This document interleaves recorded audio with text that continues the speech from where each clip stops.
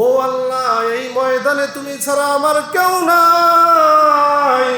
ও আল্লাহ, তুমি আমাকে আজকে মাফ করে দাও। আল্লাহ পাক তখন ডেকে বলবে, ওরে বেনামাজির দল, দুনিয়াতে যারা বেনামাজিদের সঙ্গে ঘুরেছো, আজকে বেনামাজিদের লাইনে দাঁড়িয়ে যাও। আর দুনিয়াতে যারা নামাজিদের সঙ্গে ঘুরেছো, আলেমদের সঙ্গে ঘুরেছো, আজকে তোমরা আলেমদের লাইনে দাঁড়ায়া যাও।